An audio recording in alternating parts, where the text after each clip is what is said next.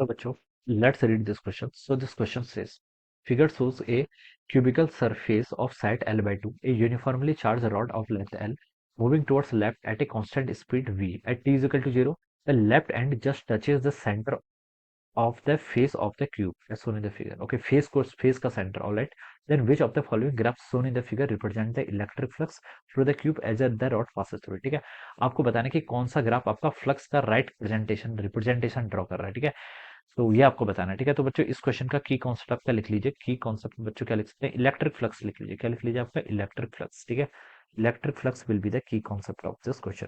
Electric flux देखिए बच्चों होता क्या है? इलेक्ट्रिक फ्लक्स को हम डिफाइन करते हैं, ये होता है आपका इलेक्ट्रिक फ्लक्स को देखिए हम ऐसे लिखते हैं। फ्लक्स क्या होता है आपका? देखिए number of electric field lines which are passing through a surface. ठीक है, जितनी number of electric field lines क्या करेंगे? पास करेंगे, वो उसके फ्लक्स के इक्वल होता है। और गॉस थ्योरम से हमें पता है ये आपका 1/ε0 टाइम्स क्यू एनक्लोज के इक्वल हो जाता है। ठीक है, ये भी हम यहाँ से बता सकते हैं। ठीक है, अब बच्चों देखिए सिचुएशन आपकी इस तरीके से, ये आपका एक क्यूब है जिसकी साइड कितनी दे रखी है आपको?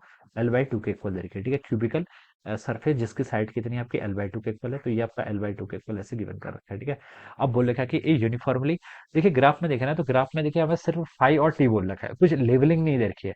मतलब हमें जस्ट एक सिमेट्रिक रिप्रेजेंटेशन बताना है। ठीक है, क्वालिटेटिव इसका एनालिसिस करना है। ठीक है, तो यहाँ पर आपकी देखिए अगर हमें देखिए टाइम गिवन होता है कि इतने टाइम पे कैसा ग्राफ होगा, टाइम कुछ नहीं दिया है, सिर्फ आपको रिप्रेजेंटेशन बताना है, तो क्वेश्चन और इजी हो गया। ठीक है, तो ये आपकी देखिए इसकी लेंथ आपको यहाँ पर एल लेंथ का ये क्या कर रखा है? गिवन कर रखा है। ये आपकी वी वेलोसिटी कांस्टेंट वेलोसिटी से क्या कर रहा है? इसके अंदर मूव कर रहा है। ठीक है, और ठीक हो गया, इतना गिवन कर रखा है लेफ्ट की तरफ।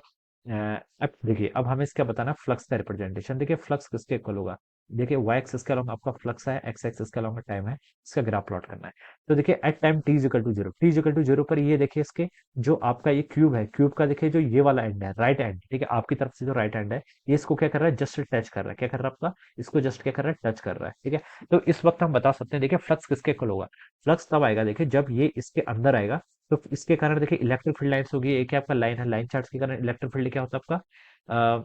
इनवर्सली प्रोपोर्शनल टू आर होता है, इतना बता सकते हैं। ठीक है, इसकी लेंथ फाइनाइट है। ठीक है, तो हम बता सकते हैं देखिए इसके कारण इसके इलेक्ट्रिक फील्ड लाइंस ऐसे पास करेंगे। ठीक है, this are the electric field lines because of this line charge. ठीक है, अब जैसे ये इसके अंदर आएगा, तो इसके अंदर अंदर आपकी इलेक्ट्रिक फील्ड लाइंस ऐसे आएंगे। ठीक है, और ये इलेक्ट्रिक फील्ड लाइंस देखिए इस क्रॉस सेक्शन को क्या करेंगे? क्रॉस करेंगे, तो हम बता सकते हैं इसके अंदर क्या आएंगे? आपकी फील्ड लाइंस होगी, और फील्ड लाइंस इसके सरफेस से क्या कर रही है? पास कर रही है। तो आपका क्या आएगा? यहाँ पर फ्लक्स आएगा। क्या आएगा? आपका फ्लक्स आएगा। ठीक है, तो देखिए बच्चों इनिशियली तो हम बता सकते हैं जब आपका time T is equal to zero था, जब इस रॉड का ये एंड जस्ट यहाँ पर था। ठीक है, ये मान लीजिए आपकी पूरी रॉड है। ठीक है, रॉड को देखिए मैं डिफाइन भी कर लेता हूँ, ये इसका ए एंड है, this is the B end है। ठीक है, तो देखिए बच्चों इनिशियली के बता सकते हैं जब ये ए एंड आपका यहाँ पर था, तब आपकी कोई भी इलेक्ट्रिक फील्ड लाइंस क्या कर रही थी? इससे पास नहीं कर रही थी। तो हम बता सकते हैं टी इजिकल टू जीरो पर आपका फ्लक्स कितना होगा? जीरो के इक्वल होगा। फिर जैसे ही इसके अंदर जाएगा, तो इलेक्ट्रिक फील्ड लाइंस देखिए किसी इंस्टेंट पर आपकी रॉड ऐसे हो जाएगी। ठीक है, ये मान लीजिए आपका बी एंड है, ये आपका क्या है? ए एंड है, तो इसके कारण कुछ इलेक्ट्रिक फील्ड लाइंस ऐसे होंगी। ठीक है, अब ये इस क्रॉस सेक्शन से क्या कर रही है? आपकी क्यूब के क्रॉस सेक्शन से क्या कर रही है? पास कर रही है, तो वहां से क्या आएगा? आपका फ्लक्स आएगा। तो आपका फ्लक्स आएगा। ठीक है, जैसे जैसे रॉड अंदर जाएगी, वैसे वैसे आपका ज्यादा से ज्यादा चार्ज क्या आएगा? ज्यादा से ज्यादा लाइन चार्ज इसके अंदर आएगा, इस क्यूब के अंदर, और आपका जो चार्ज होगा एनक्लोज वो क्या करेगा? इंक्रीज करेगा। या फिर आप ऐसे बोल सकते हैं ज्यादा से ज्यादा इलेक्ट्रिक फील्ड लाइंस क्या करेंगे? इसके सरफेस से क्रॉस करेंगे, तो आपका फ्लक्स क्या करेगा? इंक्रीज करेगा। ठीक है, तो फ्लक्स आपका क्या करता रहेगा? इंक्रीज करता रहेगा, करता रहेगा, करता रहेगा। ठीक है, अब देखिए इसकी लेंथ आपकी कितनी गिवन कर रखी है? आपको L/2 के इक्वल गिवन कर रखी है, और इसकी टोटल लेंथ कितनी? L के इक्वल। ठीक है, तो देखिए बच्चों हम यहाँ से बता सकते हैं कि जब ये रॉड देखिए आपके यहाँ पर, ये फ्लक्स क्या करेगा आपका? ऐसे यहाँ पर क्या करेगा? आपका इंक्रीज करेगा। ठीक है, फ्लक्स आपका पहले क्या करेगा? इंक्रीज करेगा, इतना आपका फ्लक्स यहाँ पर इंक्रीज करके ये पहुंच गया। ठीक है, उसके बाद देखिए क्या हो जाएगा? जब आपकी रॉड का एक एंड यहाँ पर पहुंच जाएगा। ठीक है, रॉड आपकी मान लीजिए किसी सिचुएशन पर ऐसे पहुंच गई। ठीक है, यानी कि देखिए टोटल रॉड की लेंथ कितनी है? L/2, तो ये हो जाएगा, और उसके बाद जो बाहर होगी वो भी कितनी होगी? आपकी L/2 के इक्वल होगी, क्योंकि टोटल लेंथ कितनी? L के इक्वल है। तो इस सिचुएशन में हम बता सकते हैं यहाँ पर आपकी क्या होगी? मैक्सिमम वैल्यू ऑफ फ्लक्स हो जाएगी, जो यहाँ पर पहुंच गया। ठीक है, उसके बाद देखिए ये वाला पोर्शन आपका बाहर जाएगा। ठीक है, लेकिन देखिए जितना पोर्शन इस क्यूब के अंदर है, वो कुछ टाइम के लिए क्या रहेगा? कांस्टेंट ही रहेगा। क्या रहेगा? कुछ टाइम के लिए कांस्टेंट रहेगा। ठीक है, तो उस वक्त आपका फ्लक्स क्या हो जाएगा? ऐसे कांस्टेंट हो जाएगा। ठीक है, फिर आपकी देखिए ये मान लीजिए आपका इनिशियल सिचुएशन है, मैं इसको ए बोल देता हूँ, ये आपकी बीच वाली सिचुएशन है, बी बोल देता हूँ। एक सिचुएशन देखिए बच्चों आपकी ऐसे आएगी, जब ये रॉड का कुछ पोर्शन यहाँ निकल जाएगा, और ये L/2 पोर्शन देखिए बच्चों आपका इसके अंदर होगा, और L/2 पोर्शन क्या होगा? इसके बाहर होगा। ठीक है, कुछ टाइम ऐसा आएगा। ठीक है, तो हम बता सकते हैं देखिए बी और सी के बीच के टाइम पे, तो देखिए आपका टोटल L/2 लेंथ का जो रॉड की लेंथ का पार्ट है वो तो इनसाइड था, तो उस टाइम पर आपका फ्लक्स क्या था? कांस्टेंट था।